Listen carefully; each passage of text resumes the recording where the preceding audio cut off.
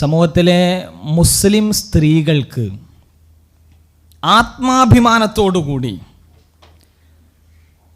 ഒട്ടും തന്നെ നിസ്സംഗതയില്ലാത്ത വിധത്തിൽ ഞാനൊരു മുസ്ലിം സ്ത്രീയാണ് എന്ന് പറയുന്നതിൽ ആവേശമുണ്ടാകത്തക്ക രൂപത്തിലുള്ള ഒരു അവസ്ഥ ഉണ്ടാക്കി തീർക്കാൻ.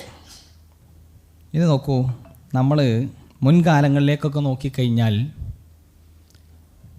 പെണ്ണുങ്ങൾ മതപരമായിട്ടാണെങ്കിലും ശരി, സാമൂഹികമായിട്ടാണെങ്കിലും ശരി, അവകാശങ്ങൾക്ക് കൂച്ചുവിലങ്ങ് നൽകപ്പെട്ടിട്ടുള്ള കാലഘട്ടങ്ങളിലൂടെയായിരുന്നു കഴിഞ്ഞു പോയിരുന്നത്.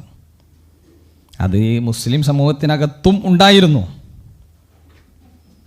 മറ്റ് പ്രത്യയശാസ്ത്രങ്ങളൊക്കെ അത് അവരുടെ പ്രത്യയശാസ്ത്രങ്ങളെ തന്നെ ബോധ്യപ്പെടുത്തിക്കൊണ്ട് സ്ത്രീകൾ പ്രത്യേകിച്ച് ഒരു മനുഷ്യനിലേക്ക് തന്നെ ചേർക്കപ്പെടാൻ പറ്റാത്ത ഒരു വസ്തുവാണ് എന്ന നിലക്ക് വരെ അവതരിപ്പിക്കുന്ന ആ ഒരവസ്ഥയിലായിരുന്നു ഉണ്ടായിരുന്നത്. അപ്പോൾ സ്ത്രീയുടെ സ്വാതന്ത്ര്യമൊക്കെ നിഷേധിച്ചു കൊണ്ടുള്ള സങ്കല്പങ്ങളാണ് അവിടെ ഉണ്ടായിരുന്നത്. ഇത് ഒരു ഭാഗം. മറ്റൊന്ന്, ഇതിൻ്റെ ഇടയിലാണ് ഇസ്ലാം അതിൻ്റെ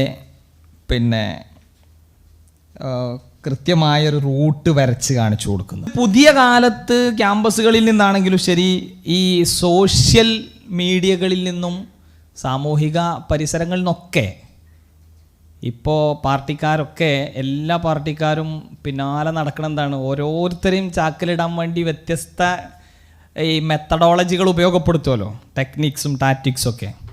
അതിനകത്ത് സ്ത്രീകളെ ഫോക്കസ് ചെയ്തുകൊണ്ട് എന്താണ്, അവർക്ക് അമിതമായ സ്വാതന്ത്ര്യം നൽകണം.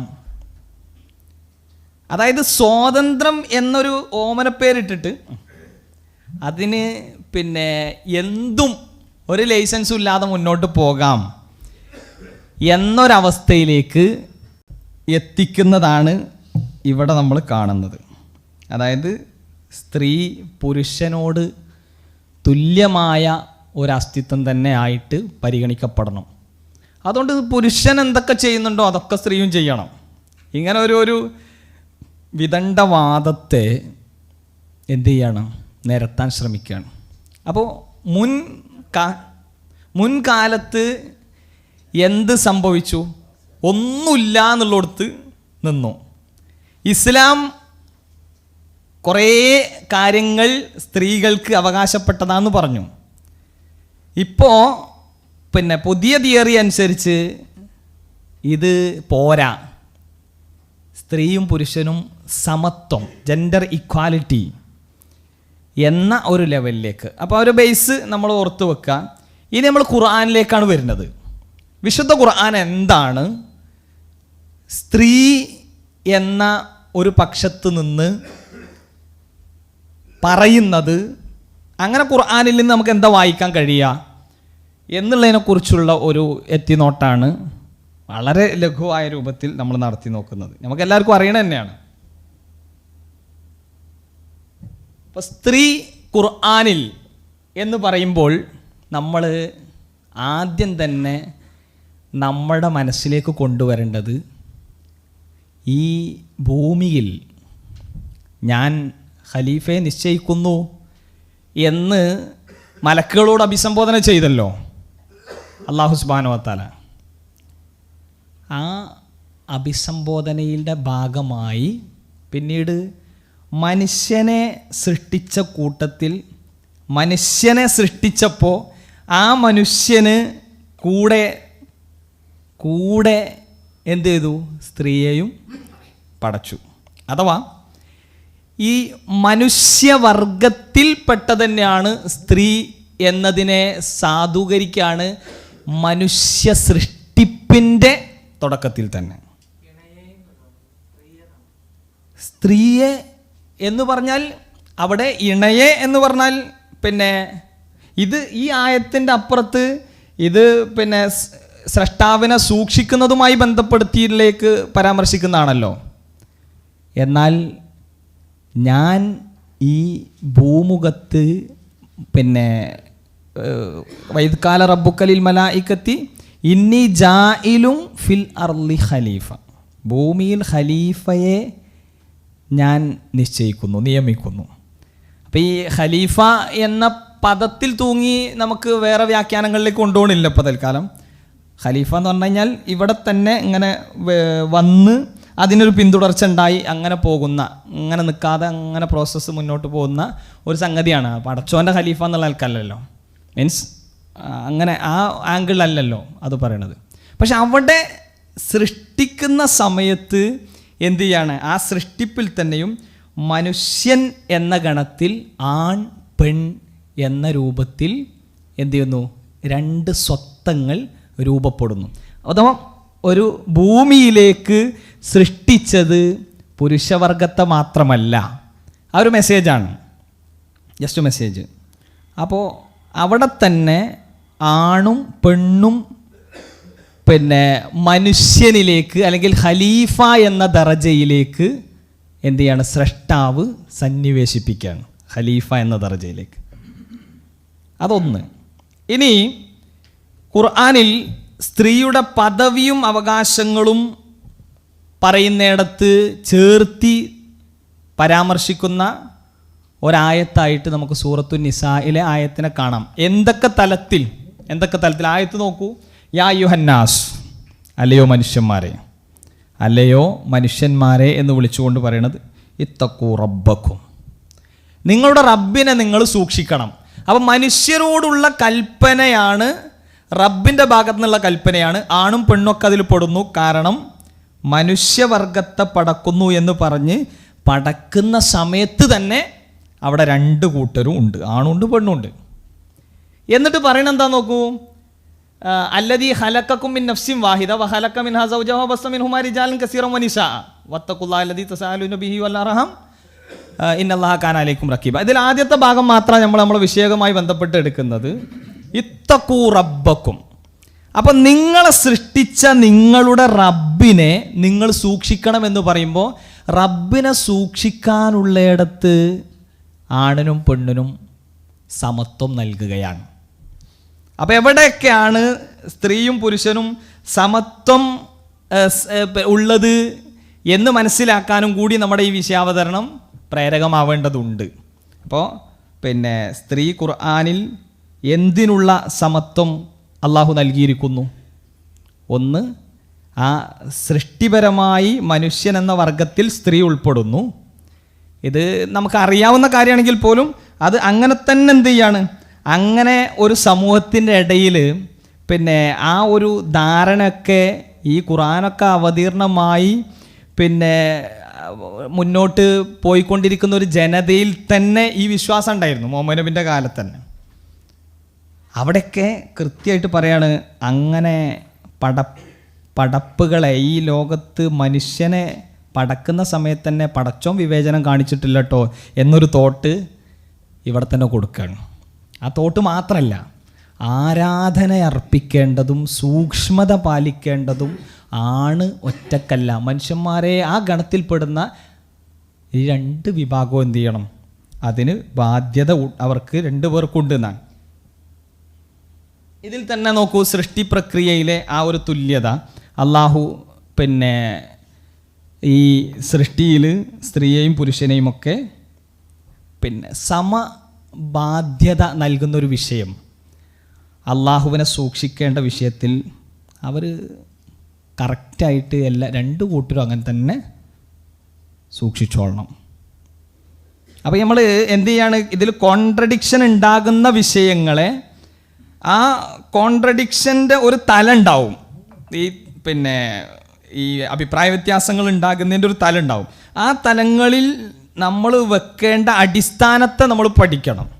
അപ്പം ആദ്യം എന്ത് ചെയ്യുന്നു, ഖുർആൻ പദവിയെ പറയുന്ന സമയത്ത് ഒന്ന്, സ്ത്രീയുടെ സ്ഥാനം, സൃഷ്ടിപ്പിൽ പുരുഷനും സ്ത്രീയും അല്ലേ. അത് പിന്നെ നമുക്ക് സയൻറ്റിഫിക്കായിട്ട് തന്നെ പറയുമ്പോൾ ക്രോമസോമുകളുടെ ആ എണ്ണം കണക്കെ തന്നെ എന്ത് ചെയ്യുന്നു, ദക്കറും ഉൻസയും ഒക്കെ പ്രത്യേകം ഖുർആൻ എടുത്തു പറഞ്ഞല്ലോ. ദക്കർ ഖുർആനിൽ എത്ര തവണ, ഉൻസ എന്നുള്ളത് എത്ര തവണ. ആൺ പെൺ എന്നുള്ളതിന് ശരിക്കും ഖുർആൻ പ്രയോഗിച്ച എന്താണ്, ദക്കർ ഉൻസ എന്നുള്ളതാണ്. ബാക്കി പിന്നെ റിജാല് നിസാ ഒക്കെ അപ്പുറത്തുപ്പുറത്തൊക്കെ ഉണ്ടെങ്കിലും ആൺ പെൺ എന്ന ഈ ജെൻഡറിനെ സൂചിപ്പിക്കാൻ വേണ്ടി ഖുർആനിലുള്ള 2 വാചകങ്ങൾ ദക്കർ ഉൻസയാണ്. അപ്പം അവിടെയൊക്കെ കൃത്യമായ ഒരു കാൽക്കുലേഷൻസ് നമുക്ക് കാണാൻ പറ്റും. ഇനി ഈ സൃഷ്ടി പ്രക്രിയയിലെ തുല്യത എന്ന് നോക്കുമ്പോൾ എന്തിനാണ് സൃഷ്ടിച്ചത് എന്ന് പറയുന്നിടത്ത് ആ സൃഷ്ടിപ്പിൻ്റെ ലക്ഷ്യം 2 പേർക്കും ഒന്നായിട്ടാണ് പറയുന്നത്. അഥവാ മനുഷ്യൻ, ഞാൻ ആദ്യം ഈ നേരത്തെ പറഞ്ഞ ആയത്ത് കൊണ്ടുവന്നത് എന്തിനാന്ന് വെച്ച് കഴിഞ്ഞാൽ മനുഷ്യൻ ആരാണ് എന്ന ബോധത്തിൽ നിന്നുകൊണ്ടാണ് നമ്മൾ ഈ വിഷയങ്ങളൊക്കെ നോക്കേണ്ടത്. മനുഷ്യനിൽ പെടുന്നതാണ് സ്ത്രീയും പുരുഷനൊക്കെ. അങ്ങനെയാണെങ്കിൽ ആ മനുഷ്യനോടാണ് പിന്നെ കൽപ്പിക്കുന്നത്, അല്ലയോ മനുഷ്യ നീ റബ്ബിനെ സൂക്ഷിക്കണം, അതിലാണും പെണ്ണൊക്കെ പെടും. അപ്പോൾ അവിടെ സമത്വമാണ്. പെണ്ണിന് ആണും പെണ്ണും സമത്വം ഉള്ള വിഷയങ്ങൾ ഒന്ന് അവരുടെ സ്രഷ്ടാവിനെ സൂക്ഷിക്കുന്ന വിഷയത്തിൽ, 2 ആരാധിക്കുന്ന വിഷയത്തിൽ. എന്താ പറഞ്ഞത്? വമാ ഖലഖ്തുൽ ജിന്ന വൽ ഇൻസ ഇല്ലാ ലിയഅ്ബുദൂൻ. അതിൽ ജിന്നിൻ്റെ ആ ഒരു പാർട്ടി നമുക്ക് വിടാം, ഗൈബിയാണല്ലോ, ചർച്ചകൾ നടക്കട്ടെ. അപ്പോൾ വമാ ഖലഖ്തുൽ ജിന്ന വൽ ഇൻസ ഇല്ലാ ലിയഅ്ബുദൂൻ. അതിൽ ഇൻസ് അല്ലേ, ഇൻസിലാണല്ലോ ഇപ്പം നമ്മൾ പെടുന്നത്. ആണും പെണ്ണും ഒക്കെ എന്തിനല്ലാതെ സൃഷ്ടിക്കപ്പെട്ടിട്ടില്ല? ഇല്ലാ ലിയഅ്ബുദൂൻ, അവന് ഇബാദത്ത് ചെയ്യാൻ വേണ്ടിയിട്ടല്ലാതെ സൃഷ്ടിക്കപ്പെട്ടിട്ടില്ല. അപ്പം ആണും പെണ്ണും അള്ളാഹുവിന് ഇബാദത്ത് ചെയ്യുന്നിടത്തും അവർക്ക് 2 പേർക്കും ഒരേ പ്രാധാന്യമാണുള്ളത്, അല്ലെങ്കിൽ തുല്യ സൃഷ്ടികളാണ്, തുല്യ സ്വത്വം ആണ് എവിടെ ഉള്ളത്? ഇബാദത്തിനകത്തുള്ളത്. അപ്പോൾ ഞാൻ വിശദീകരണം വേണ്ടി വരില്ല. അപ്പോൾ ഈ ആരാധനയിൽ തുല്യത ഇനി അതിനൊന്ന് ക്രോഡീകരിച്ചതാണ്. ആരാധനയിൽ തുല്യത, സ്ത്രീയും പുരുഷനും സൃഷ്ടിക്കപ്പെട്ടത് പടച്ചവനെ ആരാധിക്കാൻ വേണ്ടി മാത്രമാണ്. നമ്മളിവിടെ എന്ത് ചെയ്താലും ശരി, ആ ചെയ്യുന്നതൊക്കെ എന്താണ്, നമുക്ക് വേണമെങ്കിൽ ചെയ്യാം, ചെയ്തിട്ടില്ലേ പ്രത്യേകിച്ച് പ്രശ്നങ്ങളൊന്നുമില്ല, നമ്മുടെ മൈഷത്തൊക്കെ ബന്ധപ്പെടുത്തിയ വിഷയങ്ങളാണ്. പക്ഷെ ഒരു കാര്യം നിർബന്ധമായിട്ടും ചെയ്യണം. ആ നിർബന്ധമായി ചെയ്യേണ്ട കാര്യത്തിൽ ആണും പെണ്ണും സ്രഷ്ടാവിലേക്ക് വരുമ്പോൾ സമത്വം, തുല്യ ബാധ്യതയുള്ള ആൾക്കാർ. അപ്പോൾ ബാധ്യതാ നിർവഹണത്തിൽ പടച്ചവനോടുള്ള ബാധ്യതയുടെ വിഷയത്തിൽ സമത്വം. ഇങ്ങനെ പഠിക്കണം. സമത്വം അവിടെ ഉണ്ട്, തുല്യമായിട്ടാണ് കാര്യങ്ങൾ പറയുന്നത്. ഇനി ജീവിതത്തിൻ്റെ ലക്ഷ്യം പറയുന്നിടത്തും അല്ലേ, പടച്ചവന് പൂർണ്ണമായും സമർപ്പിക്കണം, ഇല്ലാ ലിയഅ്ബുദൂൻ എന്നൊക്കെ ഉള്ളത് നമ്മളവിടെ മനസ്സിലാക്കുന്നതിലൂടെ പുരുഷനും സ്ത്രീയും ഒരുപോലെ ബാധ്യത ഉള്ളവരായി തീരുന്നു എന്ന ആശയം നമുക്ക് കിട്ടും. അതേപോലെ തന്നെ ഇസ്ലാമിൽ സ്ത്രീയും പുരുഷനും ഒരേപോലെ ആത്മീയമായ ഉന്നമനത്തിന് സാധ്യതയുള്ള സ്രോതസ്സുകളാണ്. ഒരു ഉദാഹരണം പറയാൻ പറ്റുമോ?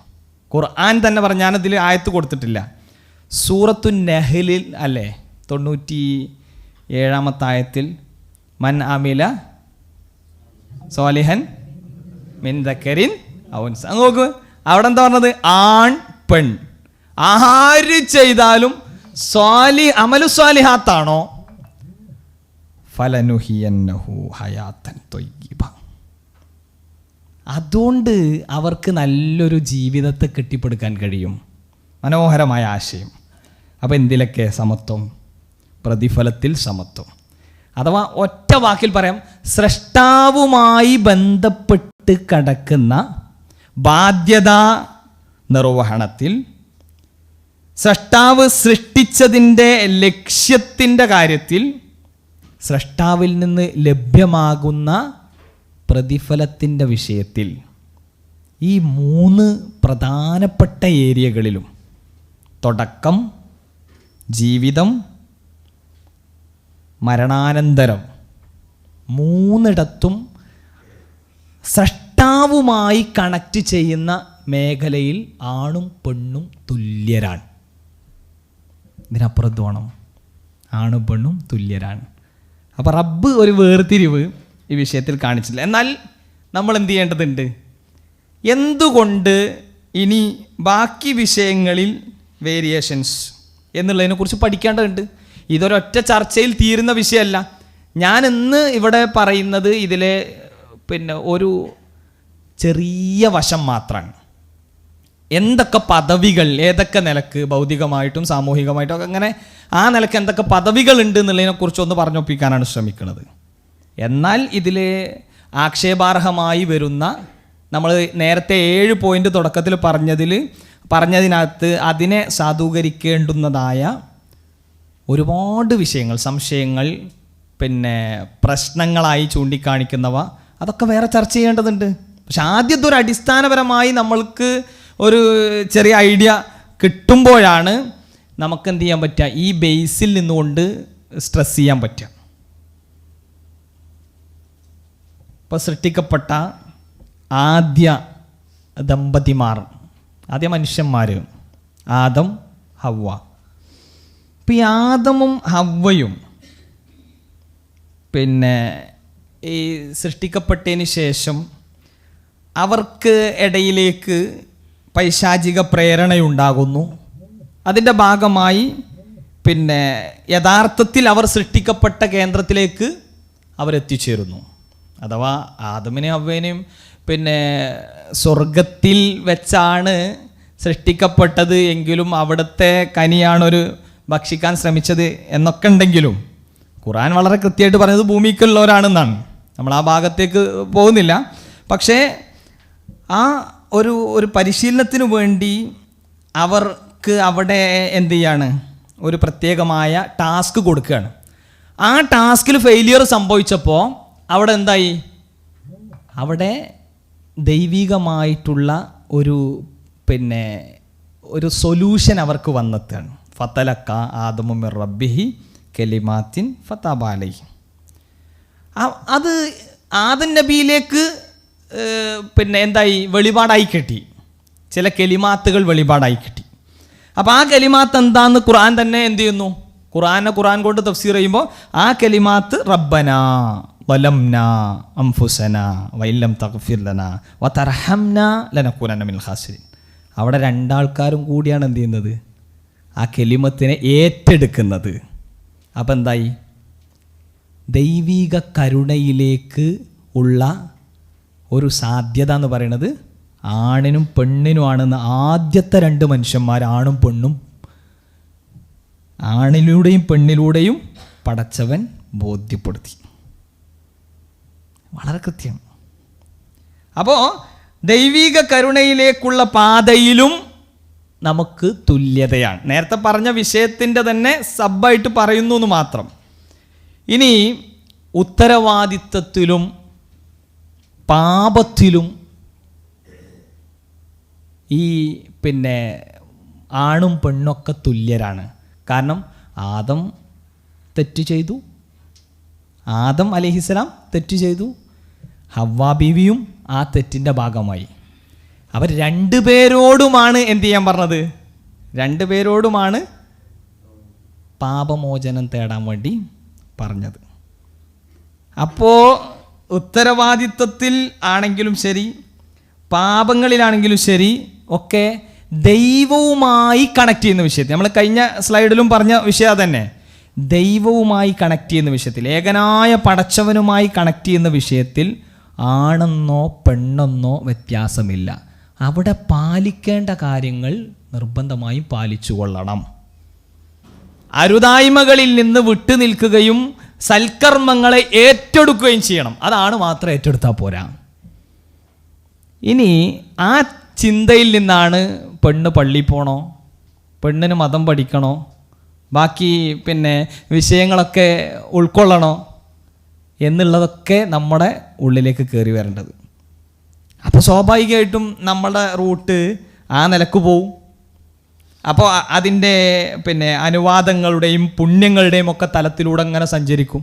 ഇല്ലെങ്കിലോ ഈ അടിസ്ഥാന ബോധമല്ല, ആണ് മാത്രമാണ് പ്രവർത്തിച്ച് മുന്നോട്ട് പോവേണ്ടത് എന്ന് ഒരാളുടെ മൈൻഡ് ട്യൂൺ ചെയ്യപ്പെട്ട് കഴിഞ്ഞാൽ അയാൾക്ക് ഈ അടിസ്ഥാന ബോധമില്ലെങ്കിൽ സ്വാഭാവികമായിട്ടും ലാ തംനഉ ഇമാ അല്ലാഹി മസാജിദ് അല്ലാഹ് എന്നുള്ള ഹദീസ് ഓരോ ഉള്ളിലേക്ക് കയറൂല.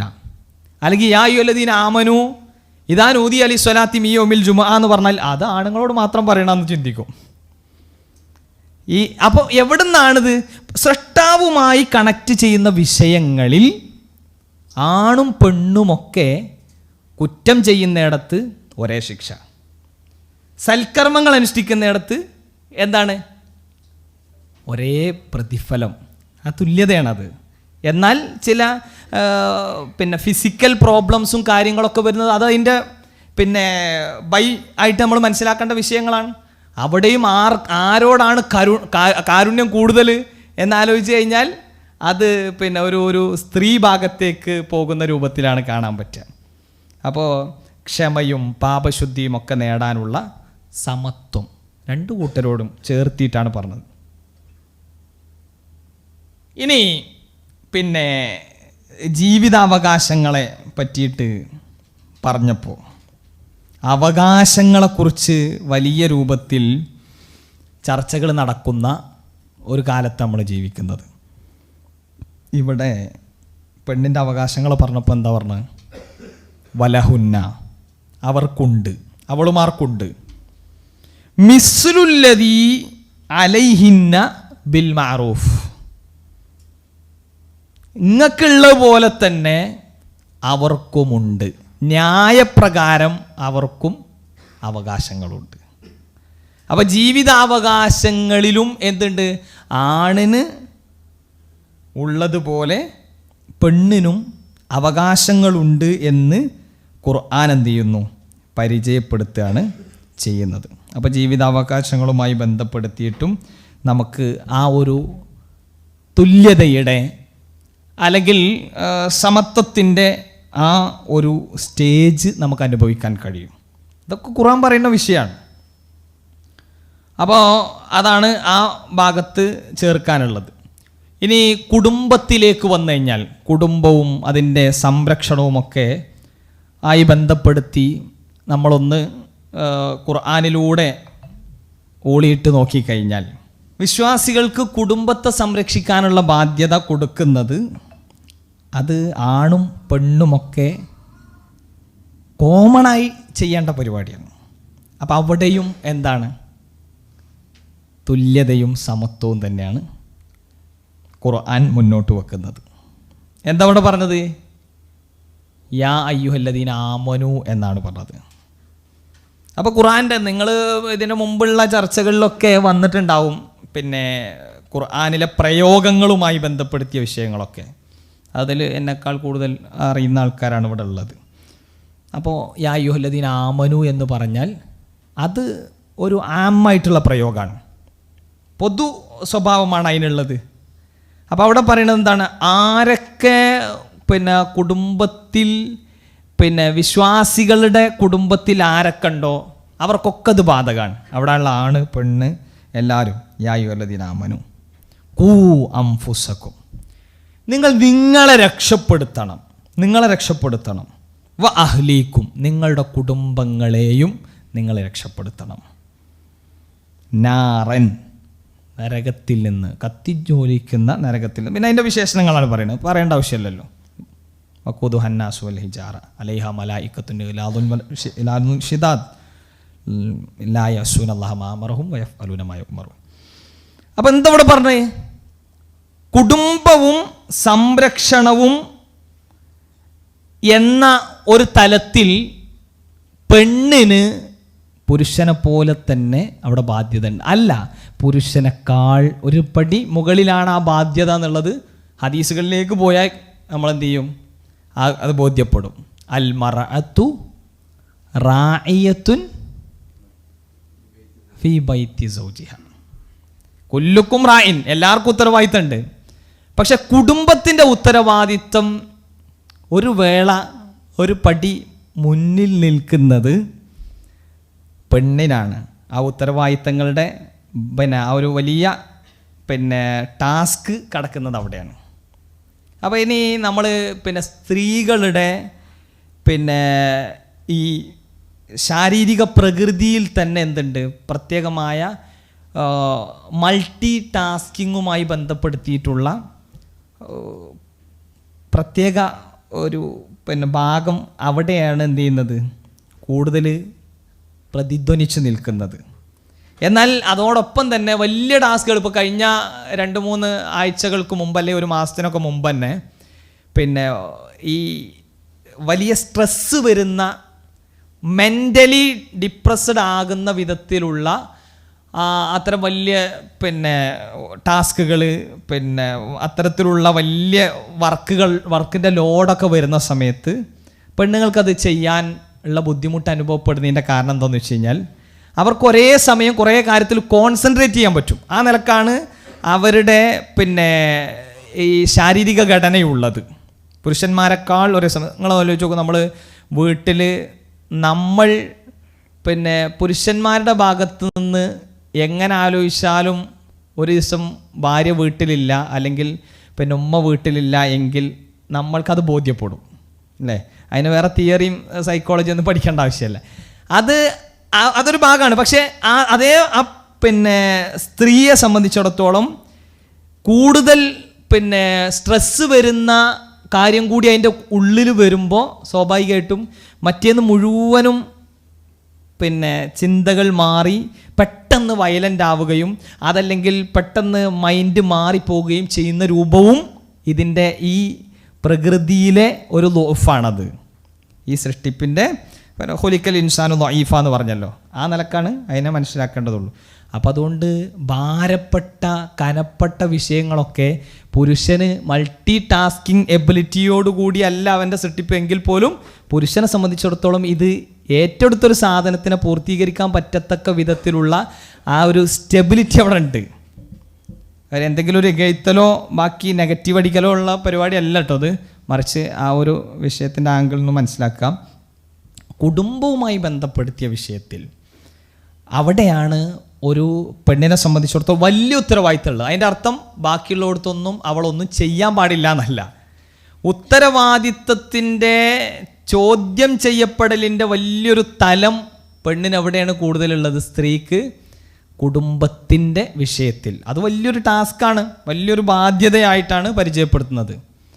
അപ്പോൾ ആണാണെങ്കിലും പെണ്ണാണെങ്കിലും ഈ അമലു സ്വാലിഹാത്ത് ചെയ്താൽ അവർക്ക് വലിയ പ്രതിഫലമുണ്ട് എന്ന് പറയുന്നിടത്ത് പുരുഷനേക്കാൾ വലിയ ഫാമിലി റെസ്പോൺസിബിലിറ്റി വരുന്നത് സ്ത്രീയിലേക്കായിരിക്കും.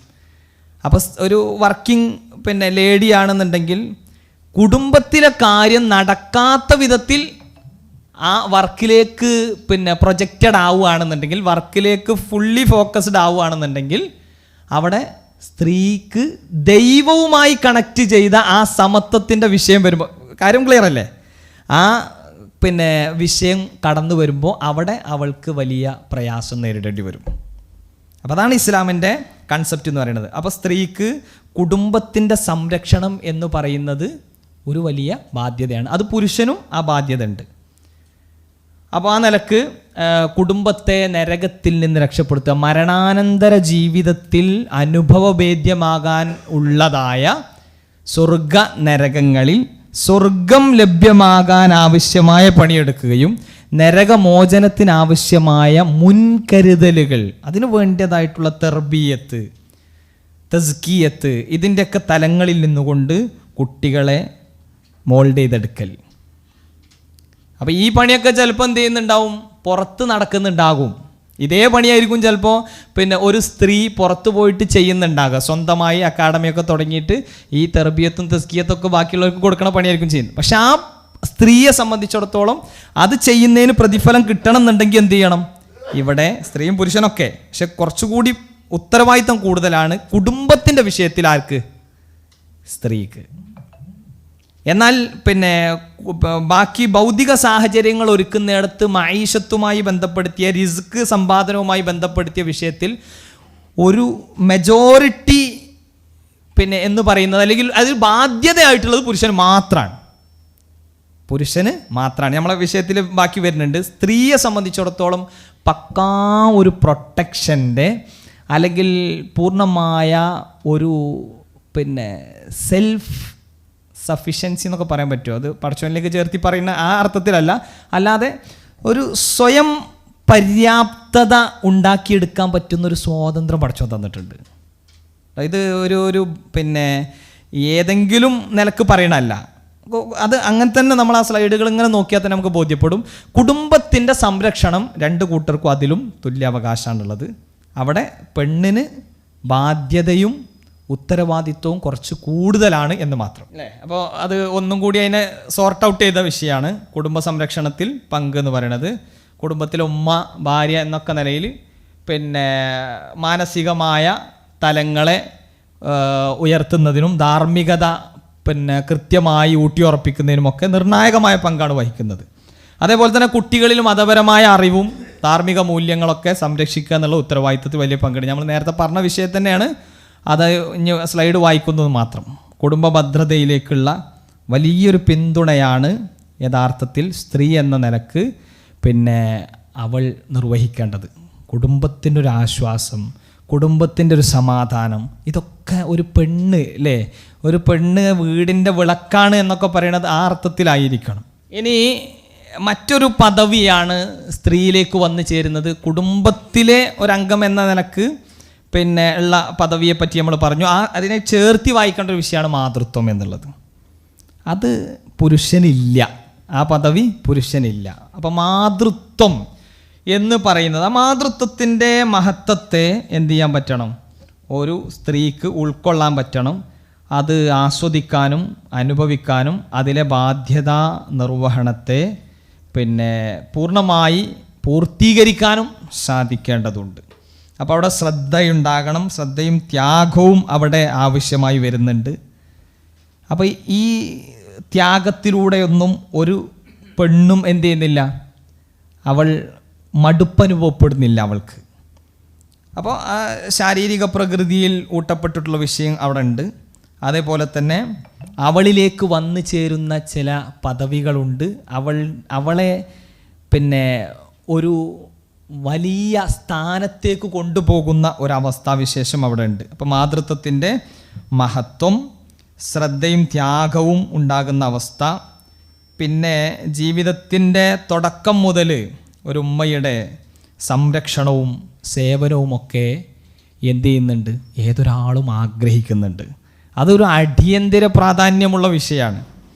ശരിക്കും നമ്മളിതിലേക്ക് ചേർത്തി വായിക്കേണ്ട വിഷയം എന്താ അറിയാം, ഈ അമേരിക്കയിൽ 1990കളിൽ സെക്സ് റെവല്യൂഷൻ ഉണ്ടായപ്പോൾ ഫാദർലെസ് അമേരിക്ക ഒക്കെ പറഞ്ഞല്ലോ, അവിടെ ശരിക്ക് ജനിച്ചു വീഴുന്ന കുട്ടികൾക്ക് എല്ലാ സൗകര്യവും കൊടുത്തു. എല്ലാ സൗകര്യവും കൊടുത്തു. വാപ്പാരാന്നറിയില്ല. ഇങ്ങനെ മാതാക്കൾ ഉണ്ടാകുന്നു, പിതൃത്വം തേടി അലയുന്ന കുട്ടികൾ ഉണ്ടാകുന്നു. അവിടെയൊക്കെ ശരിക്ക് ആ ഒരു മാതൃത്വവും അതേപോലെ തന്നെ പിതൃത്വവും ഒക്കെ യോജിച്ച് നിന്ന് മുന്നോട്ട് പോകേണ്ടുന്ന ആ ഒരു സംവിധാനത്തിൽ ചെറിയ വിള്ളലുകൾ ഉണ്ടായപ്പോൾ ആ കുട്ടികളിൽ EQ പവർ കൃത്യമായി അതിൻ്റെ മോസ്റ്റ് ലെവലിൽ ഉള്ള കുട്ടികളിൽ തന്നെ EQ, ഇമോഷണൽ കോഷ്യൻ്റ് വളരെ കുറവാകുന്ന അവസ്ഥ, അതേപോലെ തന്നെ സോഷ്യൽ കോഷ്യൻ്റൊക്കെ ഇല്ലാതാവുന്ന ഒക്കെ അവസ്ഥ ഉണ്ടായത് ഒക്കെ ഇതിലേക്ക് നമ്മൾ ചേർത്തി വായിക്കേണ്ട ഒരു വിഷയമാണ്. അപ്പോൾ അതിൽ ഉമ്മ ഉപ്പ ദമ്പതിമാർ രണ്ടുപേരും പരസ്പരം യോജിച്ച് മുന്നോട്ട് പോകുമ്പോഴാണ് അവിടെ പരിപാലനത്തിൽ പൂർണ്ണമായ സംതൃപ്തി ഉണ്ടാവുക. എന്നാൽ അവിടെ പൂർണ്ണമായും റോളുകൾ വരുന്നത്, പദവികൾ വരുന്നത് ഉമ്മയിലേക്ക് ചേർത്തിയാണ്. ഹദീസുകളിൽ മാതൃത്വവുമായി ബന്ധപ്പെടുത്തിയ 2 ഭാഗങ്ങൾ അതിൻ്റെ ഒരു സൂചനയായിട്ട് നൽകാലോ. ഒന്ന്, നിനക്ക് ആരോടാണ് കൂടുതൽ ബാധ്യത ഉണ്ടാവേണ്ടത് അല്ലേ? എനിക്കാരോടാണ് റസൂലെ കൂടുതൽ ബാധ്യത ഉണ്ടാവേണ്ടത്? ഞാൻ ആരെയാണ് കൂടുതൽ എൻ്റെ സഹവാസത്തിലേക്ക് കൊണ്ടുവരേണ്ടതെന്ന് ചോദിച്ചപ്പോൾ 1, 2, 3 സന്ദർഭങ്ങളിലും അള്ളാൻ്റെ റസൂൽ കൊടുത്ത മറുപടി ഉമ്മുക്ക എന്നാണ്. അഥവാ നിൻ്റെ മാതാവിനോടാണ് നിനക്ക് സുഹബത്തിനുള്ള വലിയ അവസരമുള്ളത്, ബാധ്യത ഉള്ളത്. 4ാമത്തെ ഭാഗമായിട്ടാണ് എന്ത് ചെയ്യുന്നത്, വാപ്പ എന്ന് പറയുന്നത്. അത് ആ മാതൃത്വത്തിൻ്റെ മഹത്വമാണ്. നിങ്ങൾ ആലോചിച്ച് നോക്കൂ,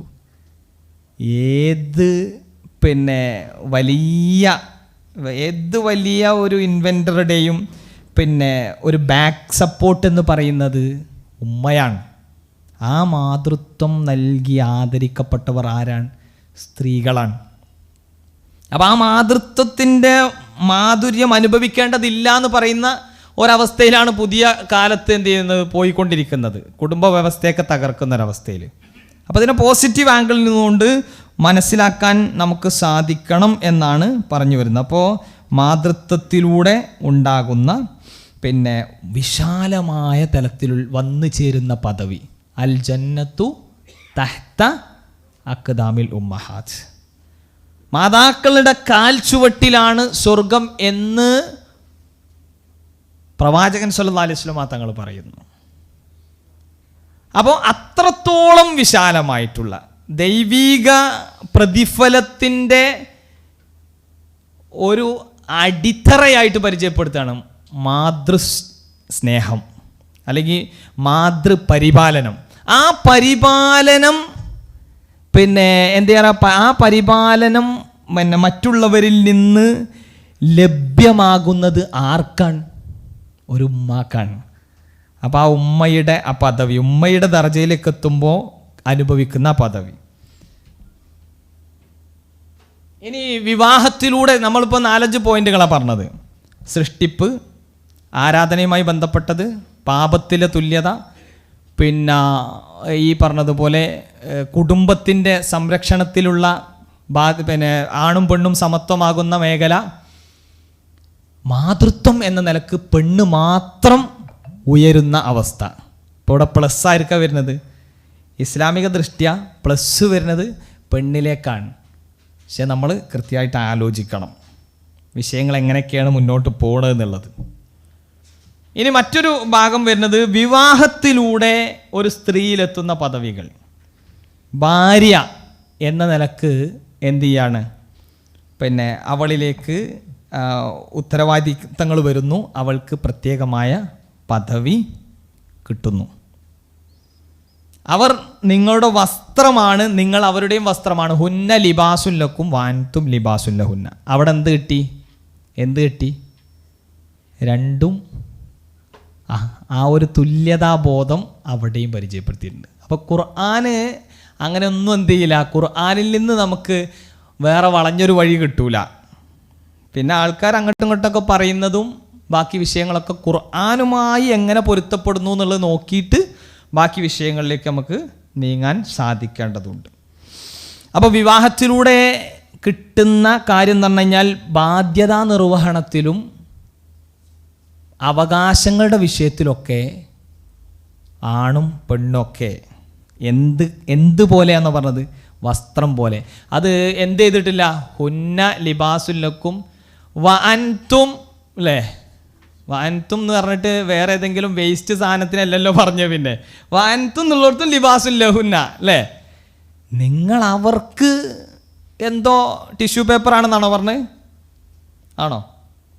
അല്ല, അവർ നിങ്ങൾക്ക് വസ്ത്രങ്ങളാണ്, നിങ്ങൾ അവർക്കും വസ്ത്രങ്ങളാണ്. എന്താ എൻ്റെ ഉദ്ദേശം? വസ്ത്രത്തിൻ്റെ ധർമ്മം എന്താന്ന് പഠിച്ചാൽ മതി.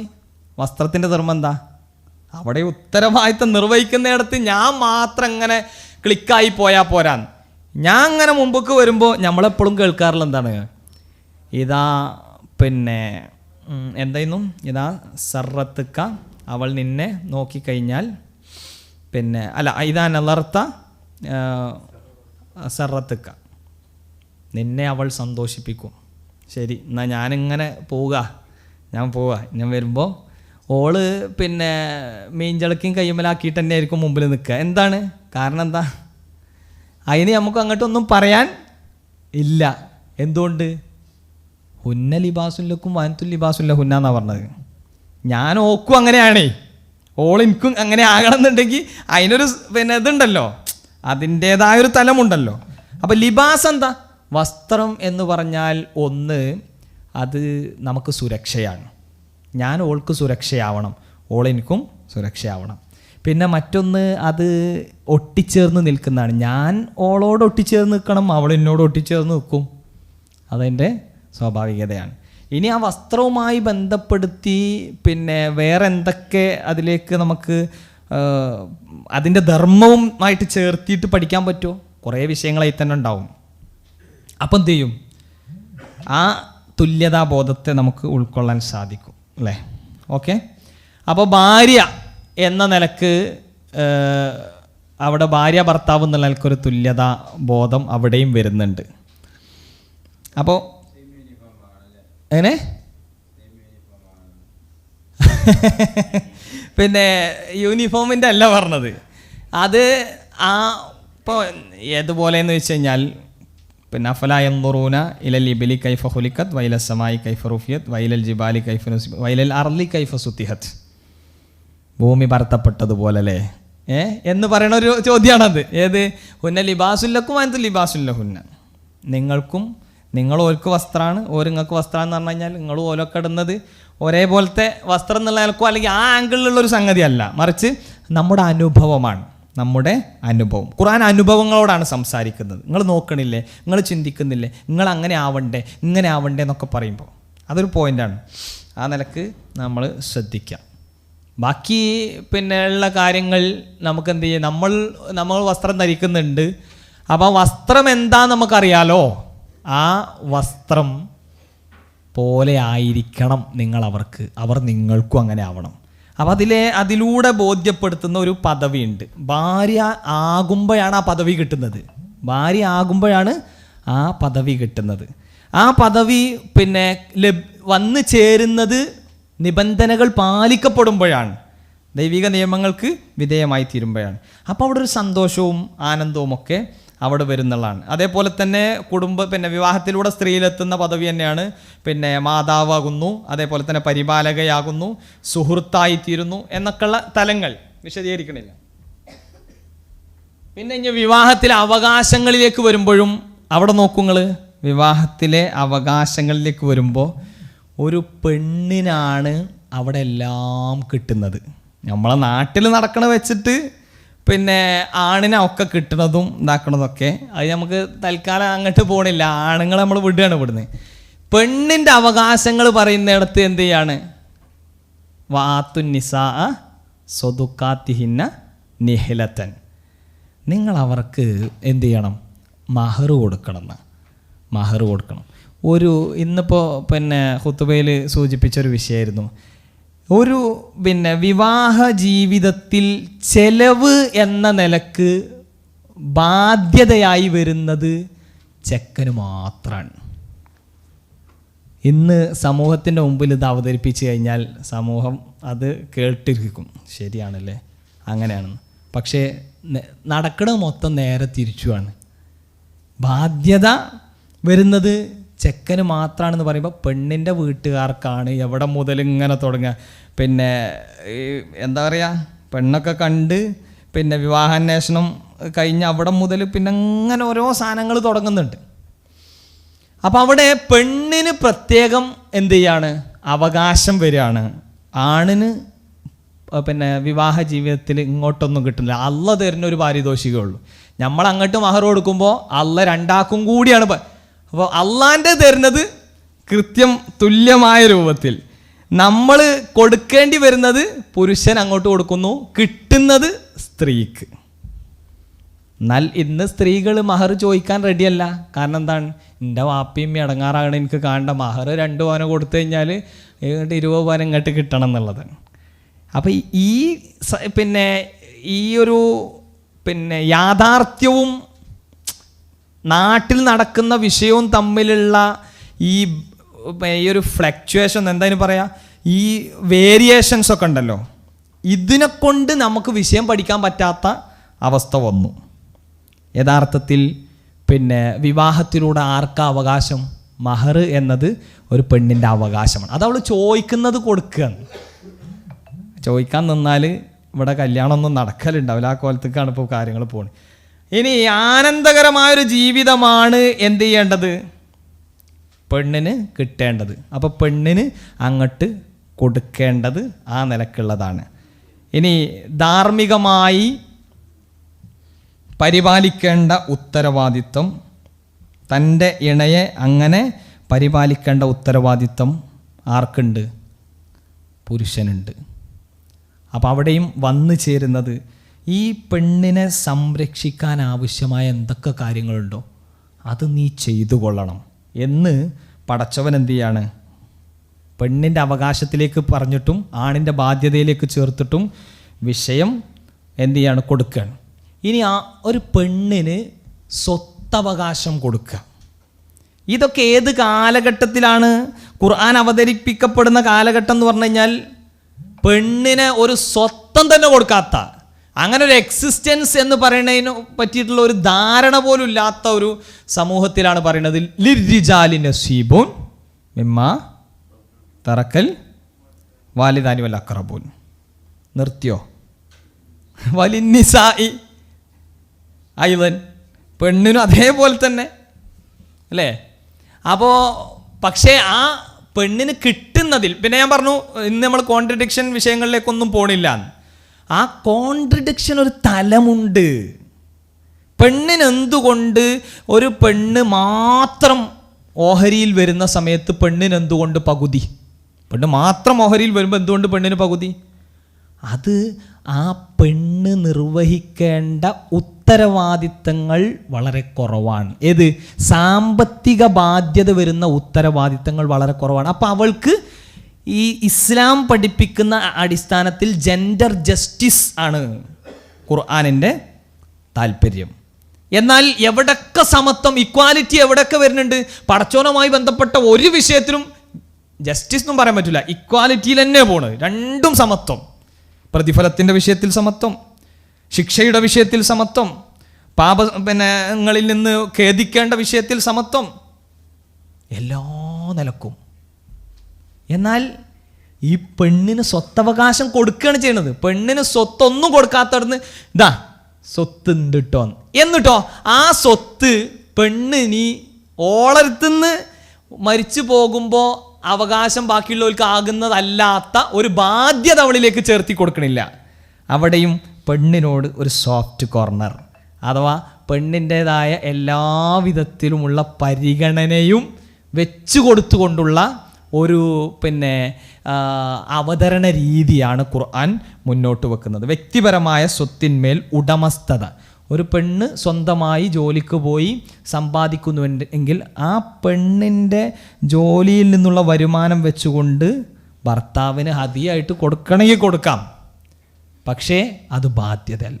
എന്നാൽ ഒരു പുരുഷനെ സംബന്ധിച്ചിടത്തോളം ജോലിക്കൊന്നും പോണില്ല, എന്നാൽ പെണ്ണുങ്ങൾ പോകുന്നുണ്ടല്ലോ, ഇനിയിപ്പോൾ പെരയിൽ മലർന്ന് കടന്ന് ഉറങ്ങി വരുന്നത് തിന്ന് അതിൻ്റെ ദഹന പ്രക്രിയയൊക്കെ കഴിഞ്ഞ് അങ്ങനെ പോകാം എന്ന് വിചാരിക്കുന്നുവെങ്കിൽ ഓനൊരു പുരുഷനല്ല എന്ന് ഖുർആനിൻ്റെ അടിസ്ഥാനത്തിൽ ബോധ്യപ്പെടുന്നു. കാരണം ആ പുരുഷനെ പദവി ഉയർത്തിയത്, പുരുഷനാക്കിയത് എന്താണെന്നറിയോ?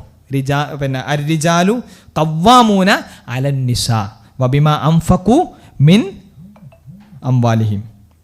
അവരുടെ സ്വത്തിൽ നിന്ന് അവർ ചെലവഴിക്കുന്നു എന്നതിൻ്റെ കാരണത്താലാണ് അവർക്ക് ആ ഈ എന്തായാലും പറയൽ നിയന്ത്രണാധികാരം കവ്വാമൂനാക്കിയത്. അതുകൊണ്ടാണ്. അപ്പോൾ ഇത് വിഷയം എങ്ങനെ പഠിച്ചു കഴിഞ്ഞാലും ഖുർആൻ്റെ അടിസ്ഥാനത്തിൽ നമുക്ക് എന്ത് ചെയ്യാൻ പറ്റൂല, ഒരു എതിരും കണ്ട് പറയാൻ കഴിയില്ല. ഒന്ന്, ഖുർആൻ എന്ന് പറയുന്നത് വിശ്വാസികളെ സംബന്ധിച്ചിടത്തോളം പ്രശ്നമല്ല. വിശ്വാസികളെ സംബന്ധിച്ചിടത്തോളം അവർ മാനിഫെസ്റ്റോ ആയിട്ടും കാറ്റലോഗായിട്ടും അവർ അംഗീകരിച്ചിട്ടുണ്ട്. ഇനി ഒന്നും തെളിഞ്ഞിട്ടില്ലെങ്കിലും ശരി, ഇതിൽ ഓക്കെ എന്നുള്ള ഒരു മനസ്സിലാക്കിയിട്ടുണ്ട്. എന്തിൻ്റെ അടിസ്ഥാനത്തിൽ? ഈ പ്രപഞ്ചത്തിലേക്ക് നോക്കിയിട്ട് നമ്മളോട് ഇതൊക്കെ സത്യമാണ് എന്ന് ബോധ്യപ്പെടാൻ നമ്മളോട് പറഞ്ഞതിൻ്റെ അടിസ്ഥാനത്തിൽ. ഹത്തായത്ത ബയ്യന ലഹും അന്നഹുൽ ഹക്ക്, നിങ്ങൾക്ക് ബോധ്യപ്പെടും ഇതൊക്കെ സത്യമാണെന്നുള്ളത്. അതിൻ്റെ അടിസ്ഥാനത്തിൽ തന്നെ ഇനി നമുക്ക് തിരിയാത്ത വിഷയങ്ങളൊക്കെ ഖുർആൻ മുന്നോട്ട് വെച്ചാലും അത് ഓക്കെ ആണെന്നുള്ളത് നമ്മൾ ബോധ്യപ്പെട്ടു. പക്ഷേ ഇത് ബോധ്യപ്പെടാത്ത ഒരാൾക്ക് മുൻപിൽ പോലും നമുക്ക് കൃത്യമായി വസ്തുനിഷ്ഠമായി പ്രസൻറ്റ് ചെയ്യാൻ പറ്റുന്ന ഒരു ഏരിയയാണിത്. സ്ത്രീയുമായി ബന്ധപ്പെട്ട സമത്വത്തിൻ്റെയും നീതിയുടെയും ഒക്കെ തലങ്ങൾ. അപ്പോൾ ഇസ്ലാം ജെൻഡർ ഇക്വാലിറ്റിയെ സപ്പോർട്ട് ചെയ്യുന്നുണ്ടോ? ഒരിക്കലുമില്ല. എന്നാൽ ഇസ്ലാം ജെൻഡർ ജസ്റ്റിസ്, ഇക്വാലിറ്റിൻ്റെ മുകളിലാണ് ജസ്റ്റിസിൻ്റെ സ്ഥാനം എന്ന് പറയുന്നത്. എന്താണോ ഓരോ തലങ്ങളിലും ഓരോരുത്തർക്കും വേണ്ടത് അത് അങ്ങനെ മനസ്സിലാക്കിയിട്ട് കൊടുക്കുന്ന രീതിയാണ്. അപ്പോൾ പെണ്ണിൻ്റെ സ്വത്ത് പുരുഷനോ പുരുഷൻ്റെ വീട്ടുകാർക്കോ കൊടുക്കണോ? വേണ്ട. അവൾ മരണപ്പെട്ടതിന് ശേഷം സ്വാഭാവികമായിട്ടും പുരുഷൻ ജീവിച്ചിരിക്കുന്നുണ്ടെങ്കിൽ അതിൽ പുരുഷന് ആ നിലക്കുള്ള ഉത്തരവ് ഒരു അവസരമുണ്ട്, ഒരവകാശമുണ്ട് എന്നതൊഴിച്ചാൽ ജീവിച്ചിരിക്കുന്ന സമയത്ത് ഇങ്ങനെ ചിലവഴിക്കേണ്ട ആവശ്യമില്ല. അപ്പോൾ മനോഹരമാണ് വിഷയം. അപ്പോൾ അവൾക്ക് അവളുടെ സ്വത്തിൽ നിന്ന് അവളുടെ കുടുംബത്തിനും ബാക്കി അവളുടെ സ്വതക്കാ വിഷയങ്ങളിലൊക്കെ ഏർപ്പെടാനുള്ള സ്വതന്ത്രമായ ചാൻസ്.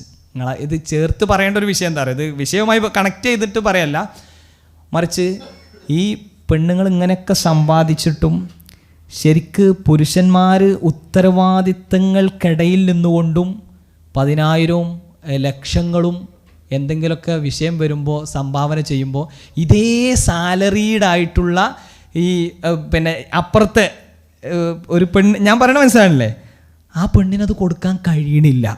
വിചാരിച്ചാൽ പോലും എന്ത് ചെയ്യണില്ല, പൂർണ്ണമായും ആ മനസ്സ് അതിന് പ്രേരകമാവുന്നില്ല. വേറെ ചർച്ചയാണ്, എനിക്കറിയില്ല അതിൻ്റെ ബാക്കി കാര്യങ്ങൾ നമ്മൾ വേറെ ഡിസ്കസ് ചെയ്യേണ്ടി വരും. അപ്പോൾ പടച്ചോൻ പറഞ്ഞതിൽ എന്തൊക്കെയോ ട്വിസ്റ്റ് ഉണ്ട് എന്നുള്ളത് 100% നമുക്ക് എന്ത് ചെയ്യാം, എന്തുകൊണ്ട് പുരുഷനെ കൈകാര്യം ചെയ്യാൻ ഏൽപ്പിച്ചു. അപ്പം നമ്മളെന്താണെന്നറിയോ, പിന്നെ സാലറീഡ് പിന്നെ ലേഡീസ് പ്രത്യേകം ശ്രദ്ധിക്കുക, ഉത്തരവാദിത്തങ്ങളൊന്നുമില്ലാതെ നമ്മളിലേക്ക് വന്നു ചേരുന്ന ആ സമ്പത്ത്, നമ്മുടെ പിന്നെ സ്വത്ത്, നമ്മുടെ സ്വർണം, ഇതിൻ്റെയൊക്കെ ഭാഗമായി സക്കാത്ത് പോലും കൊടുക്കാതെയാണ് ഇപ്പുറത്ത് ഇങ്ങനെ വിളയാടുന്നത്, എന്നിട്ട് സ്വാതന്ത്ര്യത്തിനൊക്കെ വേണ്ടിയിട്ട് ഇങ്ങനെ വാദിച്ചുകൊണ്ടിരിക്കുന്നത്. വളരെ കൃത്യമായി ഗൗരവമായിട്ട് ആലോചിക്കേണ്ടതുണ്ട്. അപ്പോൾ സ്ത്രീയും പുരുഷനും 2 വിഭാഗവും മനുഷ്യരാണ്, അഥവാ മാനുഷികമായ പരിഗണനയിലേക്ക് ചേർത്ത് ഒരു ഇക്വാലിറ്റി ഉണ്ട്. രണ്ടാമത്തത്, സ്രഷ്ടാവ് നൽകിയ ബാധ്യതകളിലെല്ലാം സമത്വമുണ്ട്. ഈ കൺക്ലൂഷൻ ഇത് കൺക്ലൂഡ് ചെയ്യുമ്പോൾ പറയുന്ന വിഷയങ്ങളാണ് കേട്ടോ. മാനുഷിക പരിഗണന അത് സമത്വത്തിൻ്റെ പരിഗണനയാണ്. രണ്ടാമത്തത് പിന്നെ സ്രഷ്ടാവിൻ്റെ ബാധ്യതയിലെ സമത്വം, അതേപോലെ തന്നെ പ്രതിഫലത്തിലെ സമത്വം. ഇനി സമൂഹത്തിൽ സ്ത്രീക്ക് ലഭ്യമാകുന്ന പദവി. അപ്പോൾ ഇസ്ലാം സ്ത്രീയുടെ പദവിയെ മഹത്വപ്പെടുത്തുന്നു എന്നത് വായിക്കാൻ മാത്രമേ ഖുർആൻ റിസർച്ചർക്ക് സാധിക്കുള്ളൂ. ഖുർആൻ റിസർച്ചറുടെ സ്ത്രീയുടെ പദവിയെക്കുറിച്ചുള്ള അഭിപ്രായം എന്ത്?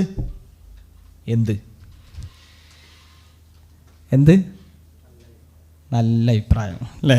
നല്ല അഭിപ്രായം എന്നല്ല, സ്ത്രീയുടെ പദവി മഹത്വപ്പെട്ട് കിടക്കുന്നു ഖുർആനിൽ. അപ്പോൾ ഖുർആൻ എന്താ സ്ത്രീയുടെ പദവിയെ പറ്റി പറയണത്? ഖുർആൻ സ്ത്രീയുടെ പദവിയെ ഇകഴ്ത്തുന്ന ഒന്നും പറഞ്ഞിട്ടില്ല, മഹത്വപ്പെടുത്തുന്നത് മാത്രമേ പറഞ്ഞിട്ടുള്ളൂ. ഒരു വേള ഉത്തരവാദിത്തങ്ങൾ കൂടുതൽ വരുന്നിടത്ത് പെണ്ണിനങ്ങനെ സപ്പോർട്ട് ചെയ്യാൻ വേണ്ടി പുരുഷനിലേക്ക് ബാധ്യത വന്ന കുറേ ഏരിയകളെയാണ് നമുക്ക് മനസ്സിലാക്കാൻ കഴിയുക. അപ്പോൾ ഖുർആൻ പഠിപ്പിക്കുന്ന സ്ത്രീയുടെ മഹത്വം അവകാശങ്ങൾ ഉയർത്തി കാണിച്ചുകൊണ്ടുള്ളതാണ്. പുരുഷനൊപ്പം ആത്മീയതയിലും വ്യക്തിഗതമായിട്ടുമൊക്കെയുള്ള സമത്വത്തെ മുന്നിൽ കാണിക്കുന്നതാണ്. വിവാഹവും വിദ്യാഭ്യാസവും സമ്പാദ്യവും സാമൂഹിക പങ്കാളിത്തവുമൊക്കെ സമഗ്രമായ വിധത്തിൽ അവകാശങ്ങൾ കൊണ്ടും സംരക്ഷണങ്ങൾ കൊണ്ടുമൊക്കെ അവിടെ ഇങ്ങനെ വലയം ചെയ്യപ്പെട്ട് കിടക്കുകയാണ്. അപ്പം പിന്നെ മാന്യവും മാനവികവുമായിട്ടുള്ള രീതിയിൽ പെണ്ണിൻ്റെ അവകാശങ്ങൾ സംരക്ഷിക്കാനുള്ള ബാധ്യതയാണ് സമൂഹത്തിനുള്ളത്. ഓക്കെ, വിവാഹവുമായി ബന്ധപ്പെടുത്തിയിട്ടുള്ള അവകാശം പറയുന്നിടത്ത് നമ്മളെ വിട്ടുപോയതാണ്. അവകാശം പറയുന്നിടത്ത് ഒരു പെണ്ണിന് ഭർത്താവുമായി യോജിക്കാൻ കഴിയാതെ, അത് പറയുന്ന സമയത്ത് നമ്മൾ നുഷൂസും ഷിക്കാക്കും ഒക്കെ എന്ത് ചെയ്യണം, അതിൻ്റെ ഭാഗമായി ചർച്ചയിൽ കൊണ്ടുവരണം. അതായത് വിവാഹ ജീവിതത്തിൽ പ്രശ്നങ്ങൾ ഉണ്ടായിക്കഴിഞ്ഞാൽ പടച്ചോൻ പറഞ്ഞത് എന്താ, നുഷൂസാണ് വരുന്നതെന്നുണ്ടെങ്കിൽ പിന്നെ നുഷൂസഹുന്ന പിന്നെ ഫൈലൂഹുന്ന അല്ലേ, നിങ്ങൾ അവരെ ഉപദേശിച്ച് നോക്കണം. പിന്നെ വഹ്ജുറുഹുന്ന ഫിൽ മലാജി, നിങ്ങൾ അവരെ കിടപ്പറയിൽ മാറ്റണം. വളരിബുഹുന്ന, നിങ്ങൾ ഒരു പിന്നെ ഒരു അവർക്ക് കിട്ടിയാലേ ബോധ്യപ്പെടുള്ളൂ എന്ന് തോന്നുന്ന ആ ഒരു അവസ്ഥയിൽ എന്നാൽ ആ ഒരു ചേഞ്ച് ഉണ്ടാവും എന്ന് വിചാരിച്ചാൽ അവിടെ ഒരു ചെറിയ അടി, അതെന്ത് ചെയ്യരുത്, വലാത്തതുരിബിൽ വജ്, ഹദീസിൽ നിന്ന് മുഖത്തടിക്കാനും പറ്റില്ല. ഇതിപ്പോൾ വലിയ കഷ്ടമാണ്. ഇപ്പോൾ ഇസ്ലാമിലെ യുദ്ധത്തിനെ പറ്റി പറയുമ്പം ഉള്ള ഒരു മാതിരിയാണ് ഈ സംഗതി. ഇല മുറിക്കരുത്, ബാക്കി പിന്നെ സന്യാസ മഠങ്ങളിലുള്ള ആൾക്കാരായിട്ട് തൊട്ടുപോകരുത്, ഇതെന്തോ വലിയ സമാധാന പിന്നെ കരാറ് വല്ലതും ആണോ എന്നുള്ളത് ഇങ്ങനെ തോന്നിപ്പോവും. അത് നിങ്ങൾ വാളും കൊടയെടുത്ത് ഇറങ്ങണം എന്ന് പറഞ്ഞു കൊടുത്തുള്ള അവസ്ഥയാണിത്. അപ്പം സൈനിക നീക്കങ്ങൾ 10-28 നടത്തി റസൂലിൻ്റെ കാലത്ത്. 1000 ചില്ലാന ആൾക്കാർ മാത്രമാണ് കൊല ചെയ്യപ്പെട്ടത്, രക്തസാക്ഷിയും അല്ലാത്തൊക്കെ പാടായിട്ട് ഉള്ളത്. നമ്മൾ ഒക്കെ മനസ്സിലാക്കണം. അപ്പോൾ ഈ ഹുൽ എന്ന് പറഞ്ഞു കഴിഞ്ഞാൽ ഇപ്പോൾ ഈ ഷിക്കാക്കിലും നുഷൂസിലൊന്നും കിട്ടാതെ വരുമ്പോൾ അപ്പുറത്ത് പിന്നെ വരുന്നൊരു സംഗതിയാണ്, ഒന്നുകിൽ പുരുഷൻ എന്ത് ചെയ്യണം? തൊലാക്ക് ചെയ്യണം. പുരുഷൻ തൊലാക്ക് ചെയ്യണം. പുരുഷൻ തൊലാക്ക് ചെയ്യണില്ല. പക്ഷേ എന്ത് ചെയ്യാം? ഒരു പെണ്ണിന് പുരുഷനെ കൊണ്ട് ഈ വിവാഹമോചനം തേടാം, വിവാഹമോചനം വാങ്ങാം. ഫസ്ഹ് എന്ന് പറയുമ്പം നേരെ അതിൻ്റെ ഒരു ഭാഗം അപ്പുറത്ത് ഇപ്പം ഇവിടുന്ന് നാട് വിട്ടുപോയി, അല്ലെങ്കിൽ ഭർത്താവിൻ്റെ സംരക്ഷണം കിട്ടാത്തൊരു സാഹചര്യത്തിൽ ഇപ്പോൾ കാളിയൊക്കെ ആയിട്ട് ബന്ധപ്പെട്ട ആൾക്കാർ അത് ഒഴിവാക്കി കൊടുക്കുന്ന പരിപാടിയാണ്. ആ പരസ്യവും കൊടുത്തും അല്ലൊക്കെ. അപ്പോൾ നമ്മളെ നാട്ടിൻ്റെ സിസ്റ്റത്തിനനുസരിച്ച് നിയമപരിധികൾക്കുള്ളിൽ നിന്നുകൊണ്ടുള്ള സാധനമല്ലേ നമുക്ക് പറ്റുള്ളൂ. ഹുൽ എന്ന് പറഞ്ഞു കഴിഞ്ഞാൽ ഈ പെണ്ണ് എന്ത് ചെയ്യുന്നു? മഹർ അങ്ങോട്ട് തിരിച്ചു കൊടുത്തിട്ട് പെണ്ണ് സ്വന്തം ഒഴിവാകുന്നു. അവിടെ ഭർത്താവൻ എന്ത് ചെയ്യുന്നു? ഇവൾക്ക് ഈ വിവാഹം മോചനം കൊടുക്കുന്ന ഒരവസ്ഥ. അപ്പോൾ അവിടെ എന്ത് ചെയ്യണം? സ്വന്തം അവകാശം ഉണ്ട് എന്ന് പറയാൻ പറ്റുമോ എന്നുള്ളത് പൂർണ്ണമായിട്ട് എനിക്കറിയില്ല.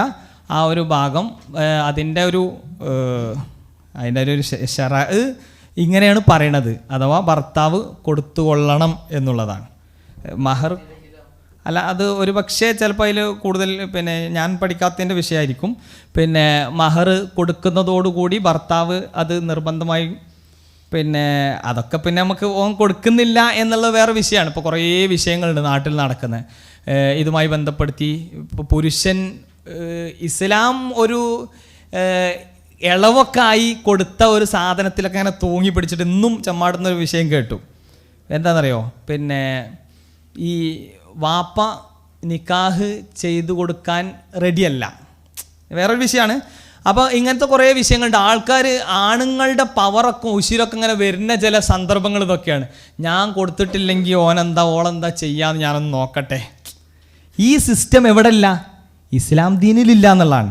പക്ഷെ ആൾക്കാർ വ്യക്തിപരമായി ഇങ്ങനെ ചെയ്താൽ നമുക്ക് അതിൻ്റെ മസ്അലകളും അതിൻ്റെ ഫത്വകളൊക്കെ വേറെ നിലക്ക് തന്നെ പഠിക്കുകയും ആലോചിക്കുകയൊക്കെ ചെയ്യേണ്ടി വരും. പക്ഷെ ഖുർആനിൽ നിന്നൊരു വ്യവച്ഛേദിച്ചെടുത്തൊരു സാധനം ഉണ്ടെന്നുണ്ടെങ്കിൽ അതിൻ്റെ അസ്ല് ക്ലിയർ ആണെങ്കിൽ നമുക്കതാക്കാം. അത് ഈ വിഷയത്തിൽ ഹുൽഉമായി ബന്ധപ്പെട്ട വിഷയത്തിൽ ഈ പറഞ്ഞ സംശയത്തിന് എൻ്റെ അടുത്ത് മറുപടി എൻ്റെ അറിവില്ലായ്മ കൊണ്ട് എനിക്കതറിയില്ല. അതുകൊണ്ട് ഒരു നെഗറ്റീവ് ആംഗിളിൽ അതിൻ്റെ റെസ്പോൺസ് വരണ്ടെന്നുള്ളതുകൊണ്ട് ഞാൻ പറയണില്ല. എന്നാൽ അവിടെ സ്ത്രീയുടെ അവകാശമായിട്ട് ആ കാര്യത്തെ നമുക്ക് കാണാൻ പറ്റും. പുരുഷൻ അവിടെ കളിച്ചു കഴിഞ്ഞാൽ എന്താണെന്നുള്ളതാണ് അറിയാത്തത് കേട്ടോ. പുരുഷൻ്റെ കളി വേറെ കോലത്തിൽ പോയാൽ എന്താണെന്നുള്ള അറിയാത്തത്. എന്നാൽ ഇത് സ്ത്രീയുടെ അവകാശമാണ്. സ്ത്രീക്ക് എന്തുണ്ട്? കല്യാണത്തിൽ നിന്ന് ഊരിപ്പോരാനുള്ള അവകാശം പോലും അവിടെ ഉണ്ട്. അപ്പം അത്രയും പെർഫെക്റ്റ് ആയിട്ടാണ് ഈ കാര്യങ്ങളെ അവതരിപ്പിക്കുന്നത്. അവസാനിപ്പിക്കുകയാണ്. അപ്പോൾ ഇസ്ലാം സ്ത്രീയുടെ പദവിയെ മഹത്വപ്പെടുത്തിയിട്ടുണ്ട്. അപ്പോൾ എന്തുകൊണ്ട് ചില സാഹചര്യങ്ങളിൽ സ്ത്രീക്ക് വേണ്ടത്ര കിട്ടുന്നില്ല എന്ന തോന്നലുണ്ടാവുന്നു എന്നുള്ളതിൻ്റെ ഒരു അടിസ്ഥാനപരമായ ഉത്തരമായിട്ട് നമ്മൾ കാണേണ്ടത്, ഇസ്ലാം സ്ത്രീക്ക് പദവികളും സമത്വങ്ങളൊക്കെ കൊടുത്ത കൂട്ടത്തിൽ എന്തു ചെയ്തു? അവളുടെ ധാർമ്മികതയും അവളുടേതായിട്ടുള്ള ഒരു സുരക്ഷിതത്വ ബോധവും പ്രത്യേകം പരിഗണിച്ചു. ആഡ് ചെയ്യേണ്ട സംഗതി പെണ്ണിന്. അപ്പം എന്തുകൊണ്ട് പെണ്ണിന് ഈ വിഷയത്തിൽ പെണ്ണെന്തുകൊണ്ട് ഫുള്ള് മൂടി പൊതിച്ച് നടക്കണം? അവിടെ ഖുർആൻ എടുത്ത് പറഞ്ഞില്ലേ, ദാലിക്കാദിന അയ്യോറഫിന ഫല യുദൈൻ, അവൾ ശല്യം ചെയ്യപ്പെടരുത്. അപ്പം അത് സുരക്ഷയുടെ, സെക്യൂരിറ്റിയുടെ പ്രൊട്ടക്ഷൻ്റെ ഭാഗമായിട്ടുള്ളൊരു സാധനമായിട്ടാണ് അവിടെ വരുന്നത്. അപ്പോൾ പെണ്ണിന് എന്തുകൊണ്ട് ആണുങ്ങളെ പോലെ ബനിയനും ടീഷർട്ടും പാൻറ്റും അല്ലെങ്കിൽ ട്രാക്ക് സൂട്ടൊക്കെ ഇട്ട് നടന്നുകൂടാ?